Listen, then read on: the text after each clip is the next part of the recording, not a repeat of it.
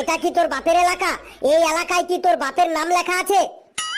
হ্যাঁ, এটা আমার বাপেরই এলাকা। ওই দেখ, সাইনবোর্ডে আমার বাপের নাম লেখা আছে। ওই, বেশি গরম দেখাবি না। আমি পড়তে টড়তে জানি না, ওখানে কি লেখা আছে আমি বুঝতে পারছি না। ওই, বেশি বকবক করিস না। এটা আমার এলাকা, আমি এই এলাকার খুব নামকরা ভিখারি। আমাকে সবাই এক নামে চেনে। তো আমি কি করব? তোকে কি আমি তামাক ভরে খাওয়াবো? বেশি কথা না বললে তুই ভাগ এখান থেকে, ভাগ। না হলে কিন্তু তোর পেছনে আমি বোম লাগিয়ে দেবো, একদম মঙ্গল ঘুরে গিয়ে পড়বি। আমি যাব না এখান থেকে। আমি এখানে প্রথমে এসেছি, আমি এখানে ভিক্ষা করব।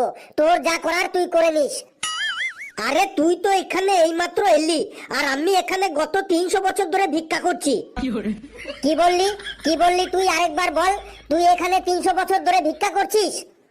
আগে হ্যাঁ, আমি এখানে 10 বছর ধরে ভিক্ষা করছি। আমার আগে আমার বাবা ভিক্ষা করত, তার আগে আমার দাদু ভিক্ষা করত, তার আগে আমার দাদুর বাবা ভিক্ষা করত, তার আগে তার বাবা, তার আগে তার বাবা, তার আগে তার বাবা। এইভাবে আমরা 14টা জেনারেশন ধরে এইখানে আমরা ভিক্ষা করছি। আমার দাদু ইংরেজ আমলের একটা নামকরা খ্যাতি সম্পন্ন ভিখারি ছিল। ইংরেজ সরকারের কাছ থেকে ভিক্ষার জন্য উনি মেডেলও পেয়েছিল। ওরে বাবারে, তাই নাকি? হ্যাঁ, তাহলে বুঝলি তো আমরা কত বড় আভিজাত্য মার্কা ভিখারি। আমি অনেক কথা তোর পেছনে খরচ করে ফেলেছি। নে, এবার তুই মানে মানে এখান থেকে কেটে পড়তো। বুঝেছি বুঝেছি, তুই একটা খানদানি ভিখারি। হ্যাঁ, যখন বুঝে গেছিস তখন ভাগ এখান থেকে, না হলে কিন্তু তোর হাড়গোড় ভেঙে আমি ডুগডুগি বাজিয়ে ছাড়বো। তুই কিন্তু আমার সাথে এটা খুব খারাপ করছিস। আমার রক্ত কিন্তু ধীরে ধীরে গরম হয়ে যাচ্ছে বলে দিলাম।